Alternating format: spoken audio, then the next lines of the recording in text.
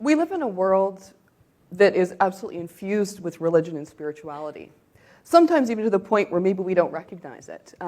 It affects everything from something as simple as the holidays we celebrate, to the names that we give our children, to something much more really saddening and sort of disheartening, which is finding a conflict on the other side of the world somewhere. I mean, any given day, somewhere, somebody is fighting about spirituality and religion. So let's take a look at how this all plays out then on a global scale. Depending on who you talk to, there's about 20 major world religions. So these are ones that are more than one country, more than one continent. Add to that hundreds of belief systems. And out of the 7 billion who live on this planet at this point in time, just under 6 billion profess to follow some sort of faith. Now, I want you to try and imagine a world with no religion. What would it look like? Because that is the reality, is if we go far enough back into our own deep history, there was a time, maybe not with Homo sapien, maybe further back, where we didn't have any religion. So, as you can see in the slide behind me, that's a very simplified evolutionary chart, but it's a question that people in my field of paleoanthropology have asked. How far back does the religious impulse go? And how the heck would you get at that? I mean, it's incredibly subjective, right?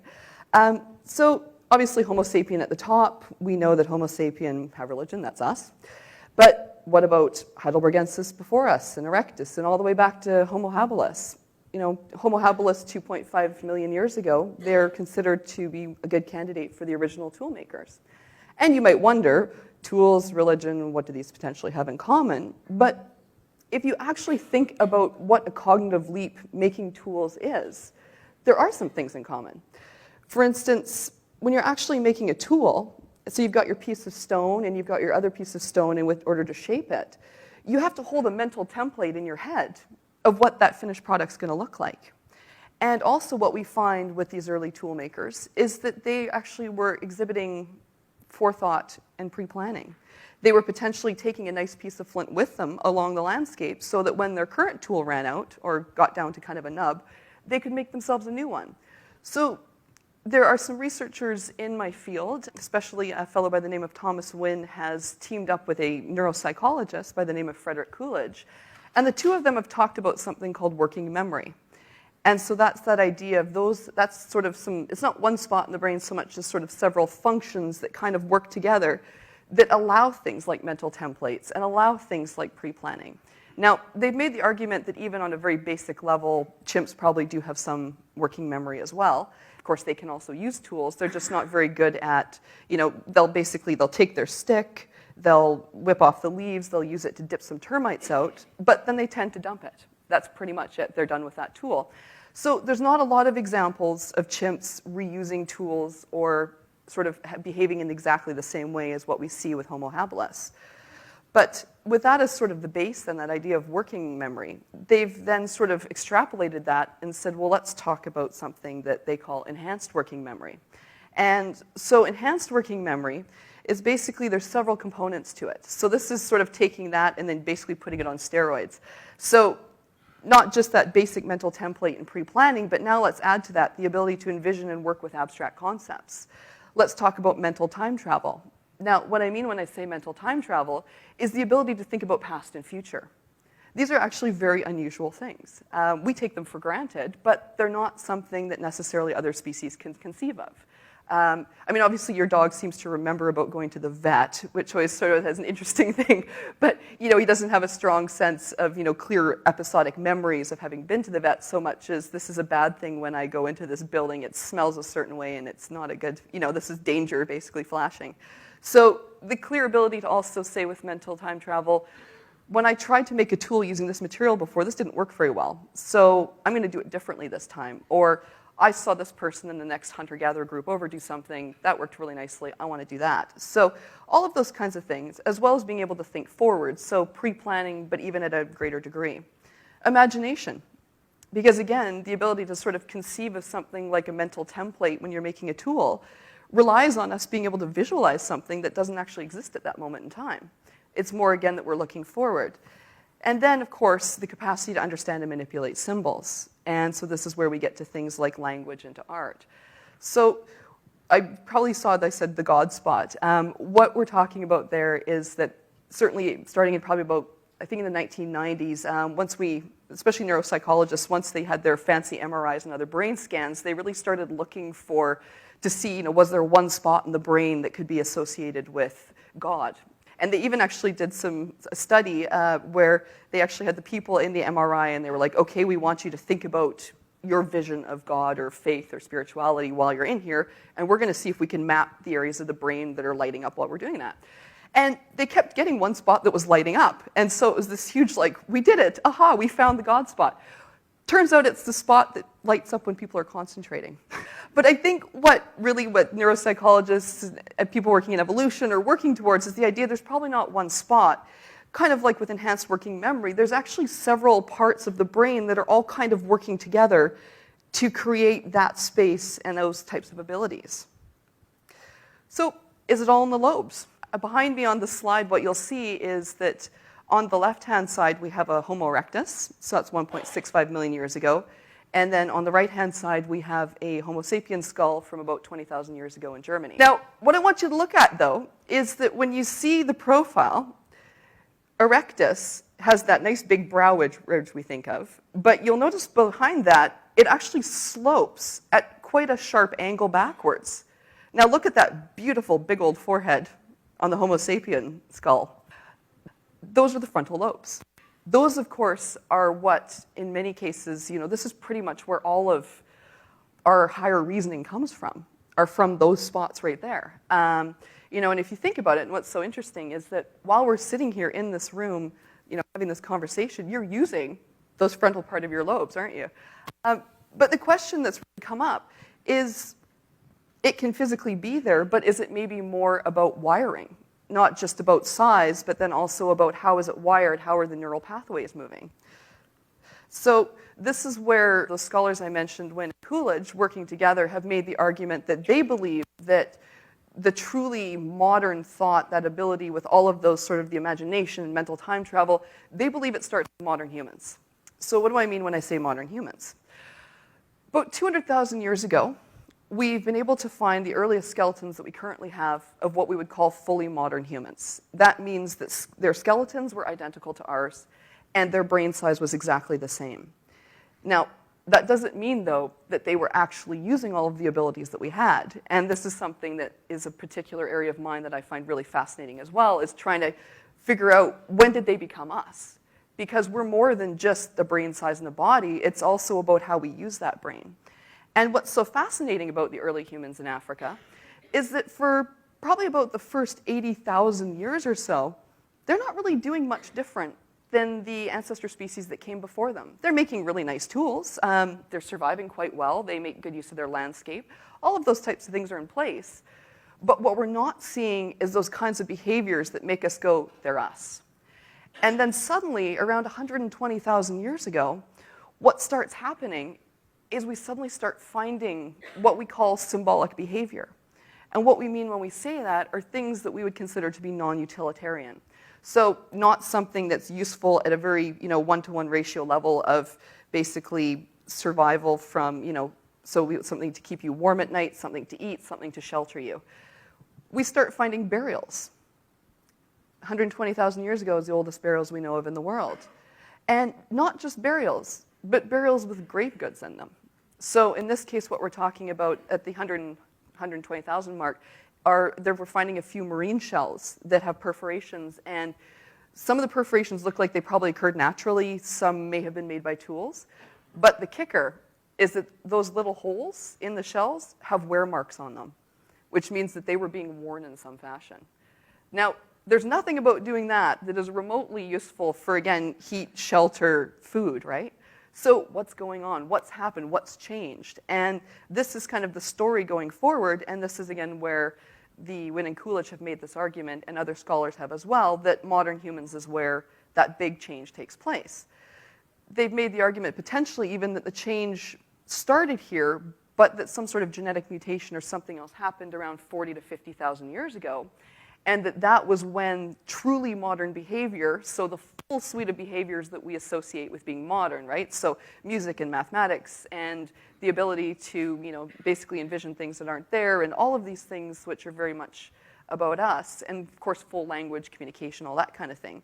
They see it happening as around 40 to 50,000 years ago, which coincides with when modern humans left Africa. It might have even been as early as 60,000, so somewhere in that 40 to 60,000 range is the time that modern humans left Africa and basically went out and populated the old world.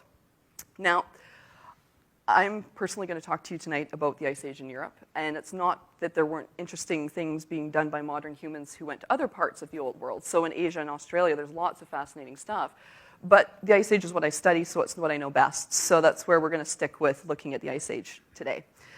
When it comes to Europe, let's set the scene a little bit. Obviously, we've got an Ice Age going on. The best way to think of it is that, an Ice Age is not static by any means. We certainly have movement of the glacier sheets. But overall, definitely colder, a nice icy environment, but very rich in animals as well. Huge herds of bison and mammoth and all of these other things on the landscape. So lots of things to eat. So that was kind of the pull factor and what probably kept modern humans there. They show up in Europe somewhere around 40,000, even 45,000 in some spots, and they spread out around there. And this is, again, coincides with that, what we call the creative explosion sometimes. It's not that they weren't doing interesting things before, but this is really when it starts getting interesting. This is when we start finding a lot of sort of symbolic materials like portable art pieces and lots of jewelry and other interesting things in the archaeological record alongside the stone tools. So what would we look for? Let's go back to this idea of religion and spirituality and how would we get that in the archaeological record? Because, of course, if you think about that far back, basically we're working with stone tools. So there's not really much to go with. And so how do we start trying to move beyond that and actually look for these indirect clues? Well, there's three main things that people in my field tend to use when they're looking at that.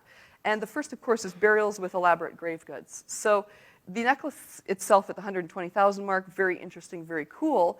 But we can even take that a bit farther then and say, what about if they're putting lots of elaborate items into that burial?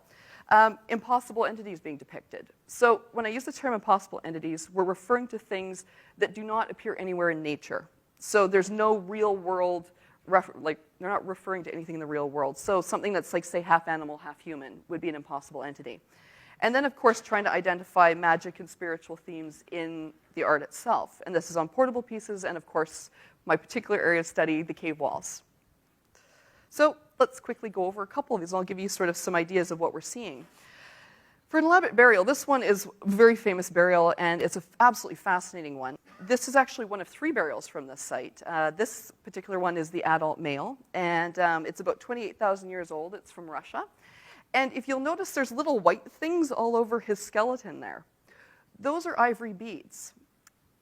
There are approximately 3,500 ivory beads in this burial. An archaeologist in our field by the name of Randy White actually went to the effort of trying to, what we call experimental archaeology, and he actually took the mammoth ivory and practiced until he could actually get quite good at making the beads. And even when he was good at it, it took an hour per bead. Do the math on that. Then on top of that, we actually have the fact that the two other burials at that particular site are actually of two children. There's a little boy and a little girl, and they're actually buried in a double burial. The little boy has 4,500 beads, so 1,000 more than the adult male, and the little girl has over 5,000. So what we're seeing here then is potentially the fact that they're seeing death as being a state that's different than life, and yet worth recognizing and worth paying attention to and worth acknowledging, and frankly, worth the sheer amount of effort of making all of those beads only to bury them in the ground and cover them up. So something is definitely going on in that sense. Then, of course, we come to impossible entities. And this one is a wonderful classic example. This is an ivory carved figurine. It's probably about this tall. Head of a lion, body of a human. Again, coming back to that doesn't exist anywhere in nature. So what's going on? Why are they depicting this? This is not a self-representation. And there's people in my field who have made the proposal that maybe this could be some sort of mythology, something to do with origin stories and things like that. And so there's these interesting examples that exist throughout the archaeological record. That particular one is about 32,000 years old. What about hunting magic? So what I mean when I say hunting magic is this is from the cave called Neo in France, and you've got a bison that's painted on a cave wall, and if you notice, it looks like there's almost some sort of spear sticking out of its side. So in this case, what people have proposed is that what we could be seeing is them almost trying to kill the animal ritually in the cave first, in order to ensure success when they go out on the hunt in the real world. And we do have some examples where there's not just the spears, but there's also what the, like punctuation marks, which almost looks like maybe somebody was banging a real spear or something at the image on the wall. So again, that suggests some sort of harnessing of some unseen world. There's something going on. And then this is another great example here of an impossible entity, which has also been potentially identified as being a shaman. Now, the reason why they say that is the idea that what if they were wearing a mask? What if this, rather than being an impossible entity, is an actual depiction of a human partially dressed up like an animal? So you can see the legs have a much more human look. They don't look very bison-like, and yet the head has that very bison look. And the arms are also very human. So this is where they started to talk about the idea of shamanistic practices. Because shamans, of course, the term itself comes from Russia, but it's applied a lot to basically spiritual practices where there are specific members of your tribe who intercede on your behalf with an unseen world, whether it's to influence weather, whether it's to influence the hunt, whether it's to do with health and with people being sick and trying to make them better again. There's these people that do that. And what's so interesting about some modern examples, for instance, is that there is a fellow by the name of David Lewis Williams, who is a researcher on rock art who works in South Africa. And he has the wonderful opportunity to actually speak with the San people, who are a hunter-gatherer group who live in northern South Africa. They live out in the desert, and they actually still practice the hunter-gatherer lifestyle. And guess what? They still do rock art. So he had the opportunity to ask them and say, so why do you guys do the art? Now, it doesn't explain all the art, but certainly shamanistic practices played a large role in it. Things like handprints, they talked about the idea that caves were almost like a transitional place between worlds, that once you go into a cave, and think about, we go in with like headlamps and lots of light, and we know what a cave is geologically speaking, but imagine if you didn't know. It almost has a feel of maybe being a portal to another reality. And they've talked about the idea of those cave walls as almost being maybe membranes that they could touch, and through those membranes touch the unseen. So now we get specifically to a research project that I've been working on. Well, are we seeing on the walls potentially some of the trance-like imagery, which was that with dots, with lines, with grids, yes, absolutely, we're finding those. But some of the other ones, not so much. Zigzags, there's only about 15 examples out of 300 sites that have zigzags in them. When it comes to spirals, there's only 2. So what does that mean? Basically, what it suggests to me is that, I certainly can't give you a definitive answer and say that, yes, absolutely, they were spiritual people living back then. But the signs are definitely there to suggest that this was something that was developing, something that existed. And I would leave you with the thought that they're us, in every sense of the word. Those people who lived between 10 and 40,000 years ago were modern humans. So if we're capable of it, why wouldn't they have been? Thank you.